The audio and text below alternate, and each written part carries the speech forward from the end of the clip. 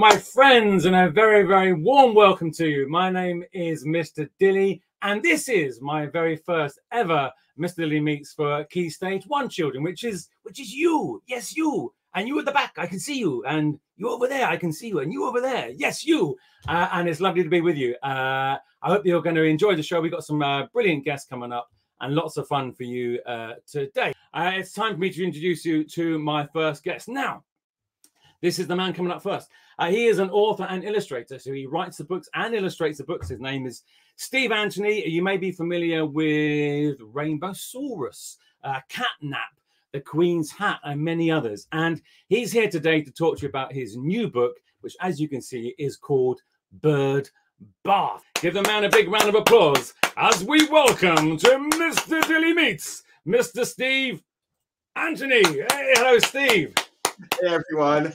Hey everyone, it's so great to be here, and thank you, Mr. Dilly, for having me on your very first show. It's really exciting to be part of it, so thank you so much. So this is Bird Bath, your latest book. So Steve, tell us a little more about Bird Bath. Yeah, so I've got here Bird Bath. I'll show you the cover of it.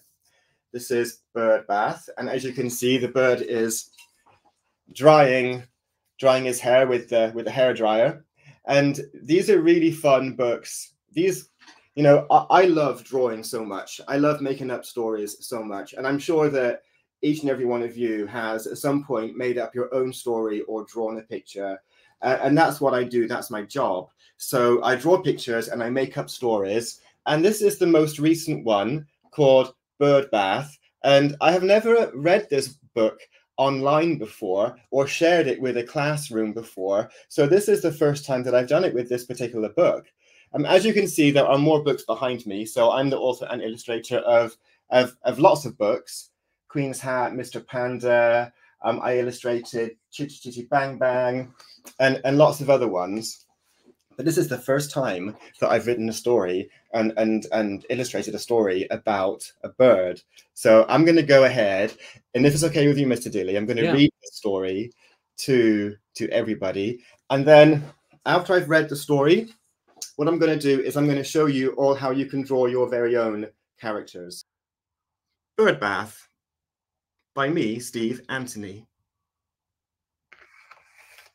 And the first thing we see is a rubber duck on a bath. And then lots of rainbows.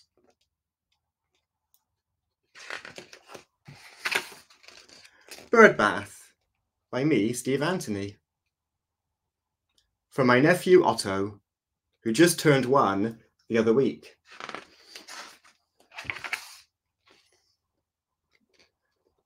Bird Bath? So do you think the bird's going to have a bath? Raise your hand if you think this bird is going to have a bath.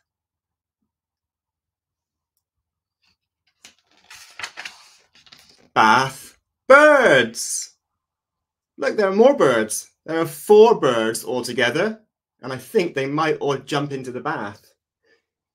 They look a bit dirty, don't they? I think they've been playing outside in the mud. Sponge bird, soap bird, shampoo bird. Now, what have you forgotten? I wonder what this bird here has forgotten.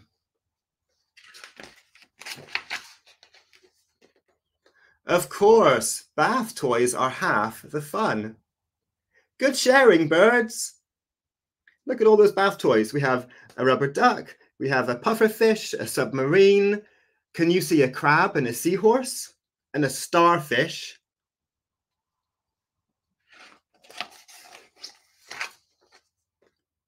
Careful now, too hot. Oh dear, now too cold. That's better. That's better, birds. Everyone in.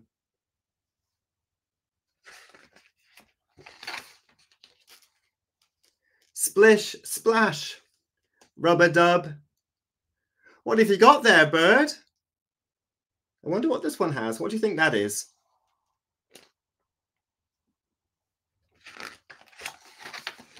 Bubbles! It's a bubble bath. Keep the water in the bath, birds. Look at them all in the bath. My goodness. Have you ever made that many bubbles before? There's even a boat up here, look. Birds? Where have they gone? There are so many bubbles, the birds have disappeared.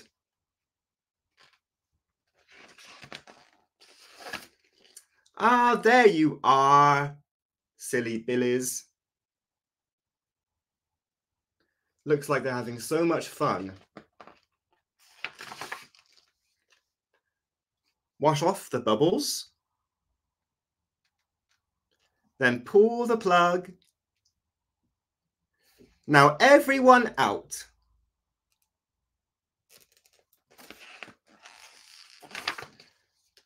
Dry top to bottom, bottom to top. All done. Well done, all clean, well done, birds. Look how fluffy those birds look. Now, who else needs a bath? Oh, there are more birds that need a bath. Bird bath. The end. So That's now, great. Brilliant, Steve. Thank you very much. Beautiful. That's really, really lovely. So Steve is now going to do a little draw along for you. So have your bit of paper ready, a pen and pencil, or whatever you're going to draw along with. And Steve's going to do that for you now. But then afterwards, there's a little competition for you all in which you can win your very own copy of Bird Bath. And Steve and me are going to tell you all about that after the draw along. So I'll hand over to you, Steve, for a little draw along for everybody now. So get yourselves ready. Here we go. yes, so I'm going to draw just a few birds, okay? I'm going to start off with a bird with a very long neck. But I'll start off with a shape, a circle. Draw a circle just like that. And then a beak. And now this bird was in the story. Can you remember seeing this bird? And a circle. And the eye just there. And then I'm going to draw a neck coming down like this. And then go round like this. And then draw a little wing like this. Then a little tail here, like a feather tail, just there. Now this bird has quite long legs, and I might run out of space on my page. I'll see if I can squeeze these legs in. So go down like that, and then draw the feet. And then go like this.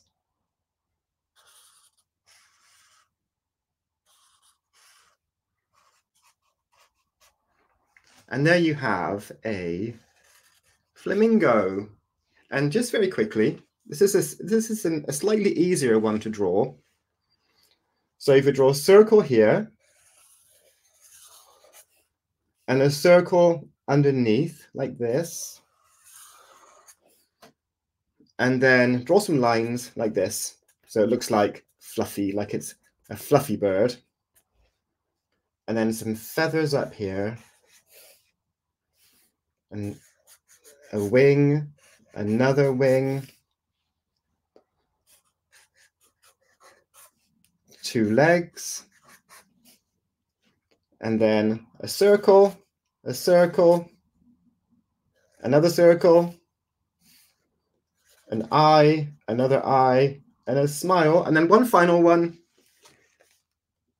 A circle,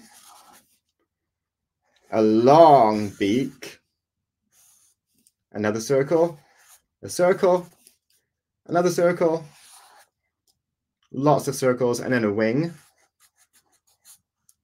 and then the tail, and 2 feet, and maybe a little bit of hair.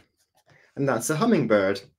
So there you have 3 examples of birds. And as you can see, it's mostly circles. So this one is just 2 circles. 1, 2, 3, 4, 5 circles and some wings. And yeah, a bit of fluff. Steve, we have a couple of questions from schools for you before we meet our next guest. So let's just put that up on the screen here. St Paul's Catholic Primary School in Alnwick. What do you like to write about the best? Oh, animals. I love to write about animals. I love animals, and whether it be a giraffe or a panda or a bird, I love writing about animals. And I have a pet cat as well. Sometimes I've got 2 pet cats, and sometimes I write about them. And do they ever appear in your stories, those cats? Yeah, they do. I do often include my cats and also people I know. So in fact, one of my stories has my house, my home. Oh, that's great. I live right here. Yeah. So my home features in one of the stories. So yeah, it's quite fun to be able to do that. Thank you, Steve. And we've got another quick question for you. Richmond Avenue Primary School, Southend. Do you have any tips for how to come up with ideas when writing a story? Oh, absolutely. Yeah. Biggest tip of all is to surround yourself with stories. I think that's the best thing you can do, is surround yourself with stories. And what I mean by that is go to somewhere where there are books. Where that could be a library. Maybe there's a room in your school that's got lots of books, or maybe a corner of your school that has lots of books. Maybe you've got some books at home. So just surround yourself with books. And just by doing that, it does give you ideas. It can give you ideas for your very own stories. That's brilliant, Steve. And all the best of luck with the book, Steve. The wonderful Mr. Steve Antony. Big round of applause. And in fact, Steve, I've got a kazoo here. Might even give you a... Look at that. Thanks, Steve. Take care. Go to big wave. Cheers, Steve. Give a big wave to Steve, everybody. Thank you very much. Bye-bye. Bye-bye. Thanks, Steve. That's Steve Antony there. So brilliant stuff. So we've had birds in a bath, and now it's time to do some detective work with a cat and a dog team. So coming up next, we have the wonderful Meg McClaren. Now, Meg McClaren, you may be familiar with many books she's written: Rabbit Magic, The Station Mouse, and Peep, and is now back with the first Watts and Whiskerton adventure, Buried Bones and Troublesome Treasure. So please put your hands together. Welcome to Mr Dilly Meets. Come on, hands together in the classroom. We can feel it. Come on, we can feel it. Keep it going. It's Meg McClaren. Hello, Meg. How are you? I'm very well, thank you. I hope you're all well too. Fantastic. We're lovely to have you with us today. And don't listen, your book, wonderful book, Watts and Whiskerton, it's odd on my screen, Buried Bones and Troublesome Treasure. So a bit different from sort of Steve's book. Tell us a little more about that.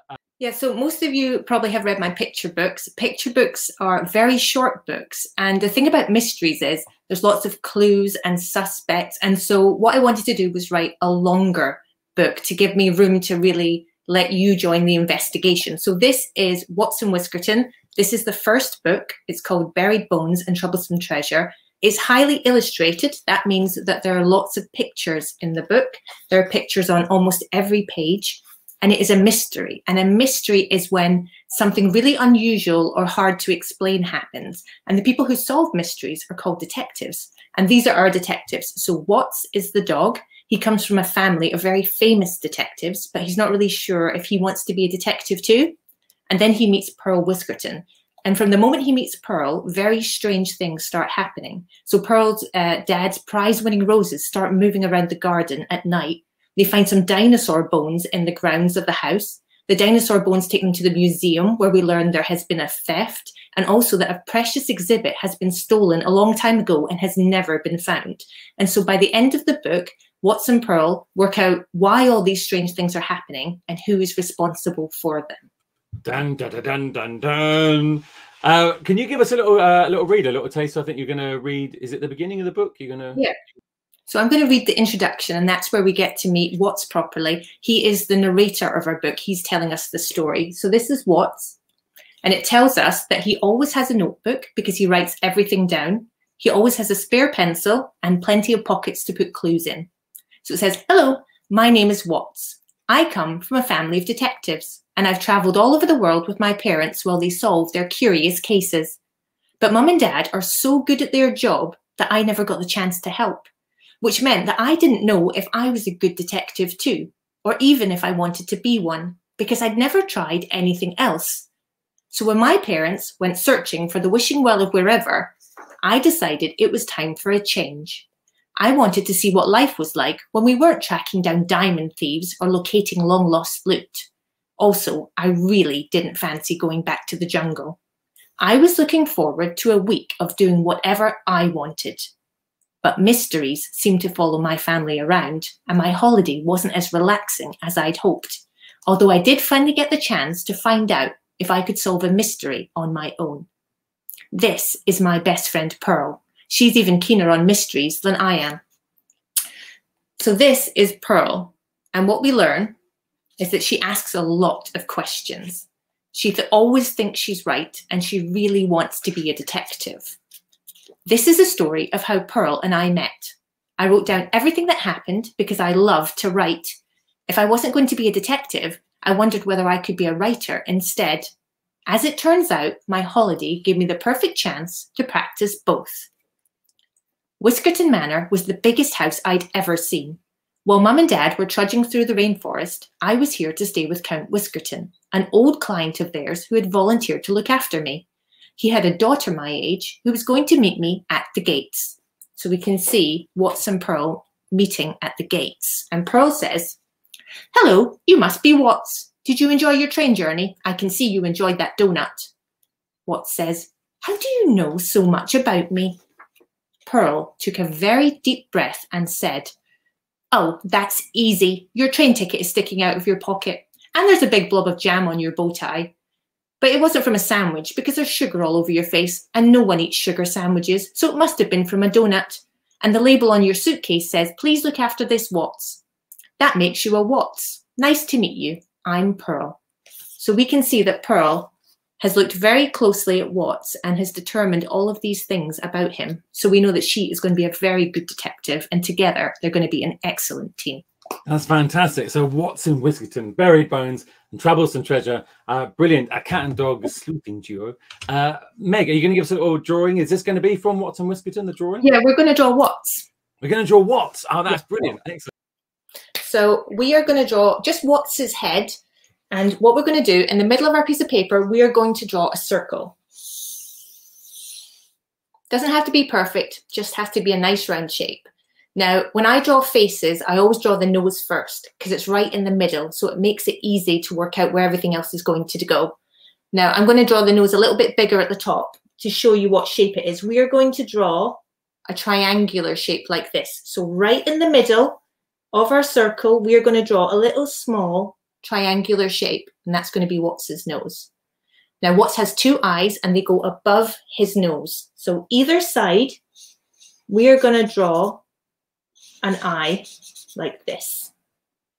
Now, his mouth goes beneath his nose, and we are going to draw what looks like two little smiles sitting next to each other. So we're going to start right under his nose, and we are going to draw a little smile that comes out one way. And then we're going to go back to the middle and draw a little smile that goes the other way, like this. Now, Watts wears a hat. It's a little bit like a Mr Dilly hat. He wears it on the top of his head. So what we're going to do is we're going to draw a straight line right across the top of our circle. And we're going to draw a little flick at each end. That's going to be like the little brim of his hat. And on top of it, we're going to draw a little hill like this. And he's got a little band that runs across his hat, so we can draw that in. He also has a little check pattern on his hat. So if we add a few lines, we can give his hat a nice little pattern as well. Now, what's his ears? Some dogs have ears that go up like this, don't they? But what's his flop down? So we are going to draw underneath his hat shapes that look a little bit like a leaf falling down. So we are going to draw an ear on each side. And if we want to make them look a little fluffy, what we can do is draw really short lines all the way around just to make them look like they're little fluffy ears. So I'm just going over the line I already drew in really short little lines. Now his ears are a little bit darker, so I'm going to colour them in just really quickly. They're the darkest part of his fur. And then I'm going to use my really short lines and go round his cheeks and his face shape as well, just to make him look really fuzzy. Now, Watts wears a bow tie. He wears it about here, where you'd wear your school tie if you have one. So we are going to draw a really big letter X here, like this. And then what we're going to do is we are just going to join up the sides like this, and that gives us a bow tie. And then the last thing we're going to do is, if you hold your pencil very lightly, we can draw little fur lines all over his face, just to make sure everyone knows he's a really furry little dog. Like this. And that's how you draw Watts. So that is really good. Now, Meg, we've got a couple of quick questions for you as well, sent in from school. So, Lucy Fields Primary School in Surrey, where do you get your ideas for your stories from? I always start drawing. I'm not the sort of person who walks around and then has hundreds of ideas. What I do is I sit down and try to think of an idea, and I always do that by drawing. So I usually start drawing animals, and I draw them doing all sorts of silly things, doing things that people might do, and I try and think about where they live and who their friends are and what they do, and I draw all of these answers in my sketchbook, and that's how I start to think of my stories. That's fascinating. So you actually start with the actual little drawings themselves, and then it kind of grows around that. That's brilliant. St. Paul's Catholic Equine School in Alnwick. What was your favourite children's book from when you were younger? I'm guessing kind of the age maybe that some of the children watching that. Do you have a particular favourite from then that you can recall? I only have one I can recall. I don't remember being very little, and so I actually still have this book. This, in primary one, we were read The Very Hungry Caterpillar, and it is a wonderful book, and I still have a copy of it. And the great thing about it is that every time the caterpillar eats, there's a hole in the book, and I think that's so charming. Oh, that's a wonderful. It's a brilliant book. I tell you, Steve is in the background here, so we're going to go into it shortly. But I wonder if Steve, I could bring Steve back on with you, Meg, as well. And we just got a couple of quick questions that maybe you can both answer together. So, Steve, if you're happy to, I'll bring you back. So, welcome back, Steve. A bit impromptu, but we're at the last minute. Just obviously a lot of the children watching, some of them would just be starting school, or maybe they're just starting sort of getting into stories in their own way for the first time, or maybe starting to possibly write stories for the first time. So this question here, so I'll start with you, Meg. What do you think is a good simple way to start writing a story? You mentioned about drawing. Is that a good way, or is there other ways you can think of? I think drawing is a really good way to start writing stories, because usually when you do a drawing and someone asks you about it, you know all of the details and exactly what's happening and what's happened next. So I think that's a really good way to start if you're a bit intimidated, or to write a story about yourself or someone you know, because then you don't have to worry about creating a character. You can just take someone you know and then put them into a really strange situation. Brilliant. That's brilliant. And Steve, what about yourself? That's great. I would say something along the same lines. I always start with drawings. I always start drawing pictures and then just jotting down words. And sometimes I even think of a title of a story before I've even written the story. So, I mean, an example of that would be, I think I've got an example here, actually. Do I? I do.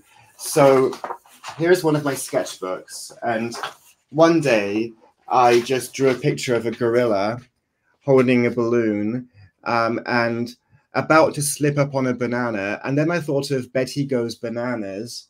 And then I then wrote a story about that, about a gorilla that goes bananas because she can't peel a banana. And the same with this one. I drew a picture of I wrote the words hippopotty, and I drew a picture of a hippo on a potty. And that is going to be a book that comes out very soon.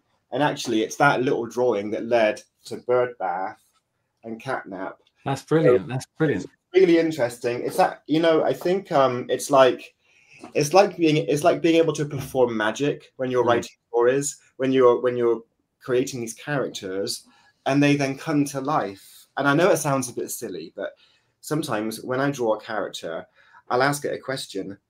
You know, what is it you want to say? Why are you holding I don't know. Why are you holding donuts? Why are you doing this? Why are you, you know, what are you wearing? And like Meg playing? Where do you live? Who Yeah. are your friends? And then when you start doing that, you really start to create a world. And then that's when the stories begin to happen. But in fact, with both your artwork challenges, drawing the characters, they could base stories from those, their own creations from those two challenges. So we're just gonna let's have one other question, which is actually this one. What were you like at school, Meg? So what were you like at school? So I'm really talking primary school age. Any recollections of that? I think I was the same through all of school. I was very, very, very quiet. I was very shy. I liked reading and writing, and I liked learning. But you probably wouldn't know I was there. I was very, very quiet. So very quiet. What about you yourself, Steve? What were you like at school? The same. I was quiet. I was very quiet, and I would spend time just drawing pictures, and I would spend a lot of time in the library at lunchtime. We were very lucky because we had a library in the school, so I would go there. So I was quiet as well. I was always probably the same for you, Meg, and probably the same for many artists. I was the one that drew. I drew pictures, and people knew me as the little artist. The little artist in the corner. We could talk all day to you both, but you've been wonderful guests today. Thank you so much to you both for kicking off this first ever Key Stage 1 Mr Dilly Meets. And let's give a round of applause for Meg McClaren and Steve Antony. Thank you very much. Give us a big wave goodbye. So thank you very much, Meg. Thank you very much, Steve. Thank you very much. And good luck with both your books. Thank you very much. So that was wonderful. Thank you very much to Meg and Steve there. It's time for me to say goodbye. That's the end of the Mr Dilly Meets Key Stage 1 show. Put your hand up in the air again. Let's give each other a wave. Slowly like this. Get the other hand doing there. And we're going to get faster and faster. Give each other a big wave goodbye. Like this. Fantastic. Thank you very much for watching. My name is Mr Dilly. And it's goodbye from me. And it's goodbye from me. Thanks for watching, everyone. Goodbye. Goodbye.